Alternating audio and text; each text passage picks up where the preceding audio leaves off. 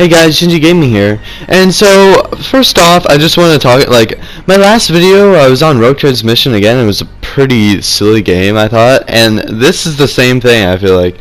So, first, actually, right here, I go in and I'm like, oh, heavy barrel, okay, I'll use that. And I'm like, wait, did I just see what I thought I saw? So I went back, and there was a suppressor. So that was kind of the first silly thing that happened. Also, I used the dildo suppressor. That's why I call it dildo. It looks like a dildo. But anyway, so, what I wanted to talk about here today was how to get some of the COD players to join Battlefield 4 and Battlefield 1 actually. Battlefield 4 just for in preparation for Battlefield 1. Then Battlefield 1 simply because I know a lot of COD players are going to Battlefield 1 just simply because it's a World War I shooter instead of another futuristic one. So I just wanted to cater to some of the COD players out there who are thinking about joining the Battlefield franchise and what to look out for as they do. So some of the skills, how the systems work in the Battlefield franchise, and just some other stuff as well. So let's get started, shall we? Okay, so the first thing I want to talk about to get some COD players to know both BF4 and BF1, because I do want to cater. And I thought that was a little bit overkill there, like using the MGL from that distance, you know. But anyway, it's just dumb. It's just silly. But anyway, so I wanted to cater to some of the COD players who are going into BF4 as well, because I know that they're kind of using BF4 as like a transport, if you will, to Battlefield 1. So here we go. Let's start off here. Okay. So first thing you have in BF4 is the assault class, and you probably know the classes by now, but just in case you don't, that guy just decided to go right into the claymore that guy just laid down. I don't know why I did that, but anyway. It's just a weird game. So anyway, so you're gonna notice I end with an AKD, and I'm not sure what it was. Maybe I was just good or lucky, but I'm pretty sure that it was just because the enemy team was kind of bad. And you'll notice here, like, I get a lot of kills of people that like that guy. Like, he saw me go around the corner, so he doesn't check like right next to the building instead. Like, I'm not, maybe it's just that, maybe he's just a noob, I don't know. But so anyway, sign up for the assault class. You probably know this by now, but it's basically the medic class in basically any other FPS game. You know, you have your medic bag, you have your defibs, and all that good stuff.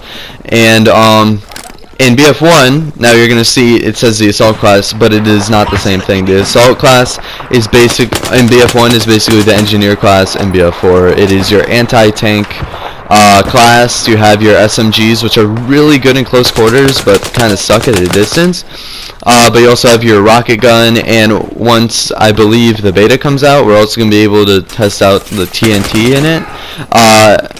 And so, but anyway, for BF4, you have your assault rifles, and it's basically, you know, your medic bag, your defibs. So it is different in both the games, and it has kind of switched sides for that in BF1. So you have your assault class in BF1, which is, like I mentioned, is basically the engineer in BF4, and you have your medic class, which is basically your assault class in BF4. Now I'm going to go through this now. So the engineer class in BF4 is your, like I said before, your anti-vehicle class. You have your rocket launchers, you have your PDWs, basically the same thing as SMGs, really good in close quarters but suck at a distance.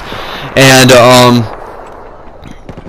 but then the medic class in BF1 is obviously medic class. It is you have your revive syringe, you have your medic bag, and instead of assault rifles, you have semi-automatic sniper rifles instead. So like in BF4, your DMRs are actually an all-kit weapon in BF4, but they are only for the medic in Battlefield 1.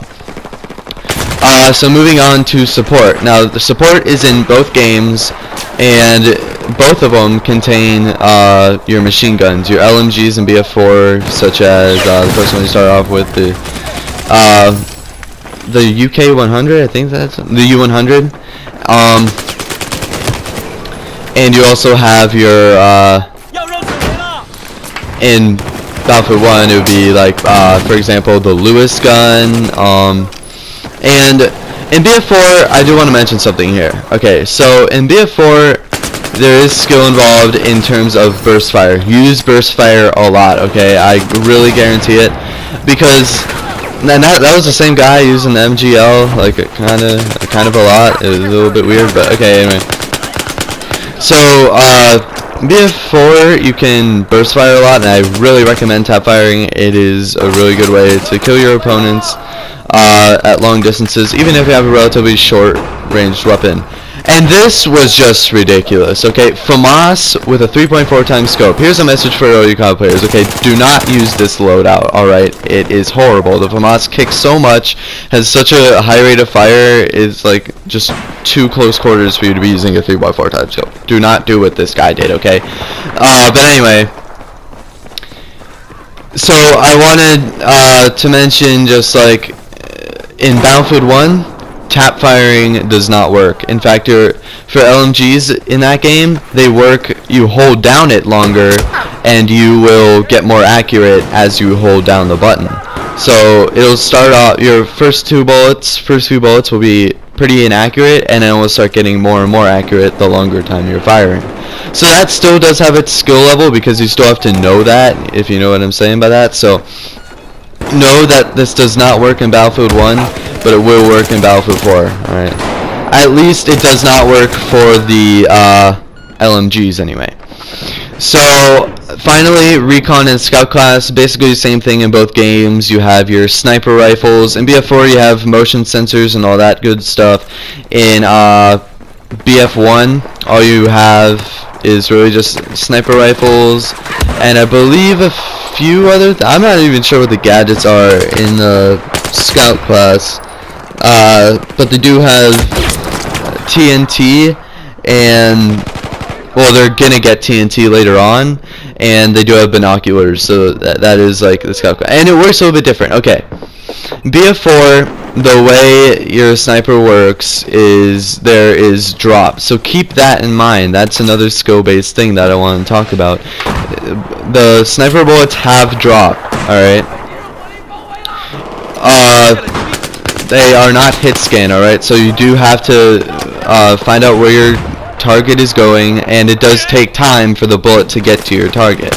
So you do have to have a lot more skill in that department. It isn't just you shoot it, it kills them immediately. Also, it's unless you're really close and he's not using the goddamn defensive perk, and always use the defensive perk, don't use nothing else in BF4, okay? Because that is the only like good perk in Battlefield. That's the only one anyone uses. Let's be completely honest here. So, but in Battlefield 4, it is not a one-hit kill for sniper rifles in the body. It is a 2-hit kill in the body, but a 1-shot in the head. All right. If you're really close, it does do 100 damage. But again, if you have the defensive perk, it won't. It will do like 93 damage or so. So I wanted to mention that along with the BF1 counterpart. In BF1 it works a lot differently, and you're going to need a lot more skill, but if you can figure out that skill and that sweet spot, then it is highly rewarding, because it can kill in one shot no matter what. Here's the thing though, it has to be at a certain distance. Whatever sniper rifle you're using, let's say it's a pretty and this is also to get people to stay a certain distance away from the objective, since Battlefield is all about playing the objective. That's the other thing. COD players do not go all for kills. Go for the objective most of the time. It would be so much more fun, because you'll have a lot of people attacking objective points and all that good stuff. So keep that in mind as well. Always PTFO, always play the objective, okay? So basically how it works is it does 100 damage at a certain range. Let's say you're using a little bit longer range sniper. It'll do a little bit higher damage the farther away you go. So let's say you go like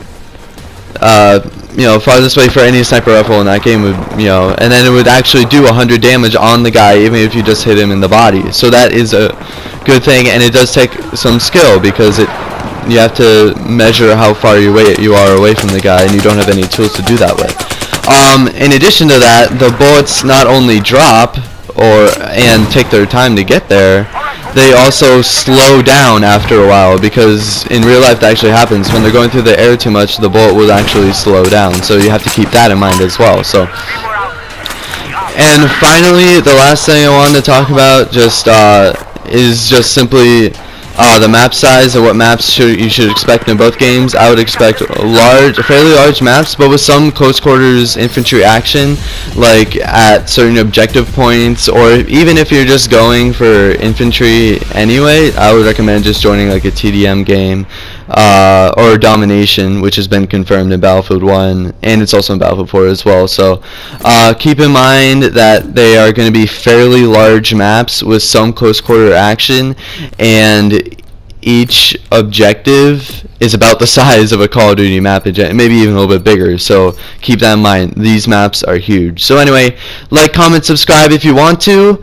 Thank you for watching my video, and Gingy Gaming out.